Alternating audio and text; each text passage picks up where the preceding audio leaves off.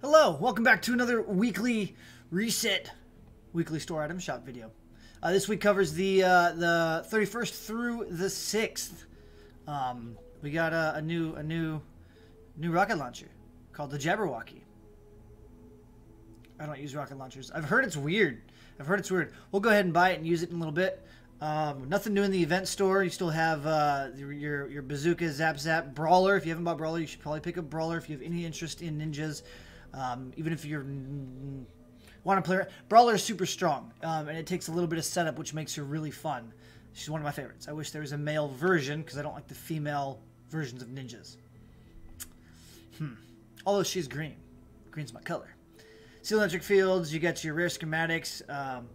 Not Skirmisher, aka Fleetfoot. Ice King, Cloak Shadow, and Earhart are still in the event store. Plenty of goodies still available. This week we're looking at retractable floor pikes, a stack of 3. I don't know if that was a mistake or what. Anyways, you can buy 3 different sets of retractables if you'd like. You get your legendary flux. We got your let's see, epic flux, rare. We don't have epic or legendary perk up. Aww.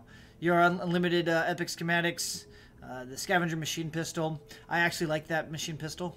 If you guys were curious, you could always evolve that with your flux to legendary. Got your armory slots as per usual. Survivors, evolution materials, your rare and uncommon perk up, your reperk. You got Hotfixer. And Raider again. Raider 2 weeks in a row. I think Raider was also a uncommon or a common rarity last week as well. Weird. And Hotfixer is Ice King. So really nothing new. Oh wait. You got the clacks. I remember back in the day I had a friend that loved the clacks. And I can't remember if it was because it was good or just because it was goofy. I don't know. I don't think I've seen anybody use it since. Flame grill, flame grill, floor traps. They do damage. They don't do damage. They do damage. Not a lot to say. I got a video on them. They're kind of outclassed by everything though, unfortunately. So nobody uses them. They are cool. And they're really good against nature. So if you have the option and you have them, cool. If not, it's not really a dire need. But again, if you're sitting on a ton of weekly coin, might as well. Hell, I'll buy one right now. Yeah. Let's see. We'll go ahead and buy this here in a little second. Let's just briefly go over Hotfixer and Raider. For those of you that haven't seen any previous videos whatsoever. So Raider is your shotgun soldier specialist. If you like shotguns, you need a Raider. If you already have a Raider, pick up another Raider so you can put it in your support slot for the crit rate. Okay? If you saw my crit rate video and you're not running crit rate on weapons and things, you could really benefit from another crit rate. In-game description, a close quarters battle expert with the focus on shotgun perks. Okay, we'll briefly run through this. It's a soldier. Actually, she gets shockwave, frag grenades, and war crime. So pretty cool out the gate. Advanced tactics, which gives you increased range damage and health. Debilitating shots is every soldier's stackable damage up to 15%, 3 stacks of 5%.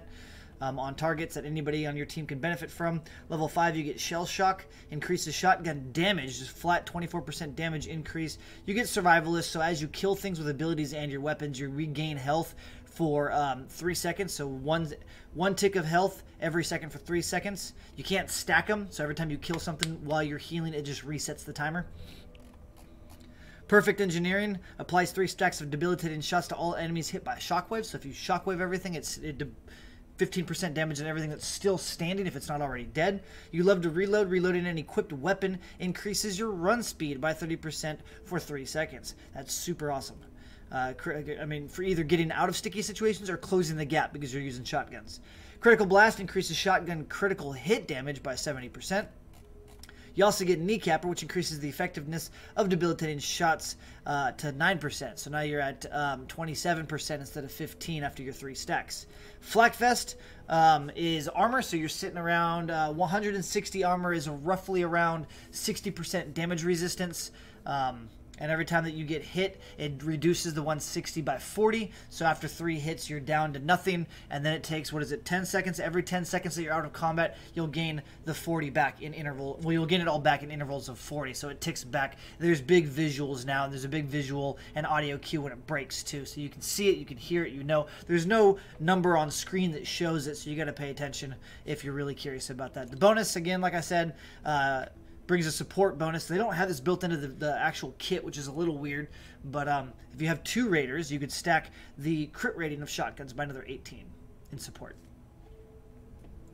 Okay, we'll move over to Hotfixer, which is also the Ice King, by the way. So I don't know why you would buy Hotfixer unless you really like Hotfixer. Hotfixer is a base. If you like baseball, explain this to me. You get a catcher's mitt and a bunch of balls, but you can't do anything with them. They're just purely cosmetic. Why can't you throw your balls? Anyways, off topic. In-game description of Hotfixer. Has a base that auto-repairs walls and several perks geared towards generating resources and using them effectively. I can go one step further and say he's your panic builder. And your oh shit, I need to fix things faster. He's a Hotfixer. He's on the fly fixing things, okay? That's all he really brings to the table. He's a sustained defense, survivability, building, and panic building and repairing. Creative engineering is standard across the board for all constructors. It increases your building speed by 10% and reduces your building cost by 10%. This hero gets Plasma Pulse, the base ability, and Bull Rush. So no decoy, but Bull Rush. Automated defenses increases your base connectivity by 1 piece, so it goes, your base coverage gets bigger by 1 in both directions. Hotfix increases your building repair rate, so you repair 20% faster. Kinetic Overload is also standard across all constructors. When you critically hit with the hardware weapon, it does energy blast away damage with energy damage and knockback. Level 12, you get Power Modularization. So any structure that you've placed down that is affected by your base is getting healed by 5% of their max health every 10 seconds. You can't stack these perks, by the way, but you can stack the perk on your, if you have a trap on your wall that does healing over time, that stacks with power modulation. Big Brother increases your connectivity by another 1 piece, so now you're going out 2 pieces further than a standard base in both directions. Repair cost reduces the repair cost of all structures by 10%. Recycling. This is a unique thing for this guy and a couple others in the game that have the base ability. Basically, if you have your base connected to wood, metal, and brick, you will depend on how many pieces of what it's connected to. It'll start storing every 10 seconds. Every 60. So every minute you'll gain resources, and it pulls depending. The more you have built in your area, so the bigger your fortress, the more resources it'll start gathering. And then hyper threading increases the amount that it can hold and the amount that it generates, I believe. Yeah, 1 more resource is generated every 2. So you generate more and you can hold more. So you can always go back every couple minutes and grab wood, brick, and metal out of your thing, your base, your base, if need be. Hotfixer has been one of my go-to guys for a lot of the Frostnite events, especially playing with a bunch of randoms, because it's just, you can panic, you can get resources, it's nice. I like Hotfixer. But Hotfixer, for the proud player and the proud OG player, will tell you that Hotfixer is bad, because if you need to play Hotfixer, you don't know how to build. Okay, I like Hotfixer. Pre-planning is the support squad bonus that Hotfixer brings to the table. Basically, and this does stack, you can get another 10% off of building costs, so you can get 20%. This is week 5 in Frostnite, so we are getting, I've already done it so I can't show you. Basically, the week 5 challenge is no radar and no minimap, if you guys ever used those. So when you want to look for the spawns now, you have to actually just look at the different locations to see if the little spires are sticking up. You got 2 minutes in between waves. You can find them, and then you know what tunnel to build, depending on your playstyle and how you handle Frostnite. If you build an onion, you're fine. If you build tunnels off of your base, you're fine. If you build kill tunnels, you just have to go see where the spawns are and put your tunnels up. So not a big deal, not a big deal. It was actually super easy this week. I also feel like they buffed, at least in that mode, that's all I've done so far. I haven't tried a 128 or a regular, but my first group from chat, unless they were just gods, which they'd like to admit, with it, by wave 3, I had every single tunnel built and outfitted. I've never been able to do that. Usually that's by like wave 8 or 9 do I have every tunnel up and running, and I still had way more resources and materials for traps and upgrading If that's the case, Frostnite's become easier, which isn't a bad thing. Maybe it is. I don't know. But that's just what we noticed last night, and it seemed like the other groups that I ran with last night were also feeding me more materials than I'm used to, so it could be true that they buffed resourcing and farming. Let's go ahead and buy this rocket launcher and go check it out. Alright, so here's the rocket launcher, the Jabberwocky. What does it say? Explosive weapon. It's a medieval weapon. It fires cannonballs that explode and break into 3 more explosive mini cannonballs in a forward arc on contact with enemies. Oh, does it only break? Okay, we'll find out. If the fuse runs out before touching. I totally butchered that sentence. We'll go play with it. What does it have? Damage dealt with this weapon snares the target by 30% for 6 seconds. So it does snare, and then it does damage to snared. Impact, crit rating, and damage, and then physical. What can we do on it? Upgrade. Modify perks. I'll just run through this really quick. Boom, there's your perks for slot 1. Slot 2. Slot 3. Slot 4. Slot 5. Oh, hey, look at that. You can actually do damage, crit rating, crit damage. I don't use explosives, so I don't even know what the best rolls are for explosives. Looks kind of cool. And then also, the reward for beating the weekly is a new sword. And the new sword has a new heavy attack. Instead of the jump attack, which some people didn't like, but I love the jump attack. It's super good at closing gaps, AoE damage. It's amazing. Let's come over here. I already got it, so we'll have to go find it. The Spectral sword, is that what it's called? Spectral blade. This thing is cool looking, dude. It actually glows. We'll pull this out in match also. But what does it have on it? Sword. Medium sword. Uses an above average attack speed to deal high sustained damage with moderate impact. The Spectral slash. Warp to the targeted enemy, dealing heavy damage. May stagger smaller enemies. Comes with crit rate, damage, energy, crit damage, damage to slowed and snared, and damages. The damage dealt with this weapon snares the target. Nice. Nice. It seems like I'm just going to leave that the way it is. Perks you can put in slot 1. In slot 2. Slot 3. Wait, what? You can't have nature or fire on it, apparently. I wonder if that's a bug. Weird. Slot 4. Slot 5. There's a lot of combinations on this thing. And finally. I heard people were just stacking heavy attack reduction. There's 1, 2. So you have 2 heavy attack reduction. I mean, I don't know. We'll go play with them. BRB. Alright, so here we are back in game. I'm using a hot fixer so we don't change any kind of thing about how the weapons work. This is the new grenade launcher. Just go ahead and...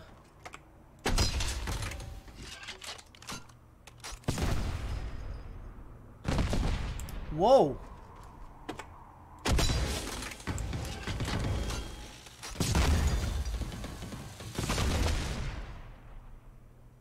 What? What about if it hits a... No.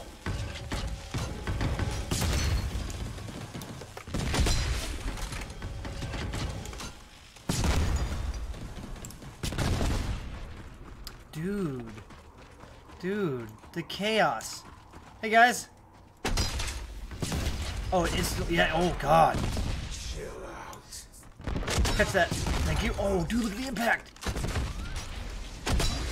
Rather than PV. Oh, crap.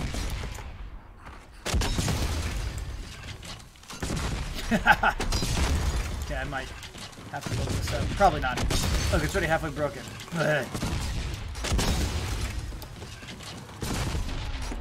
Hold on, let's get this. Oh, yeah. Oh, hold on, let's get this. Right in the face. Ricochet. What are you walking backwards? He's just all kinds of confused. Alright. Get rid of these guys. What is shooting at me? Oh, hey, bud. Stand still for a second. There you go. Alright. Here's the Spectral blade. Oh, that thing is awesome looking.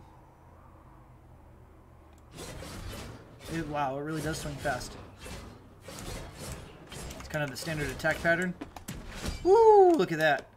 Oh, you can do it in the air too? No. Let's go find somebody.